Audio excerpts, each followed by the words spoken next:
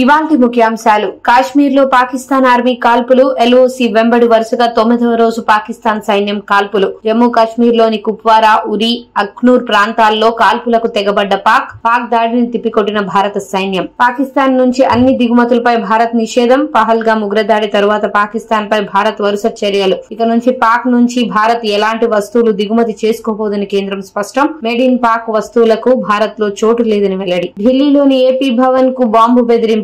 AP Bhavan ను పేల్చేస్తామంటూ mail చేసిన దుండగులు. పహల్గామ్ ఉగ్రదాడి నేపథ్యంలో బెదిరింపులు రావడంతో అధికారులు హై అలర్ట్. ఏపీ భవన్ పరిసరాలను డాగ్ స్క్వాడ్ తో తనిఖీ చేసిన అధికారులు. ఇందిరమ్మ ఇళ్లపై మంత్రి పొంగులేటి సంచలన వ్యాఖ్యలు. పేదవాళ్లకే ఇందిరమ్మ ఇండ్లు అందిస్తామని ప్రకటన.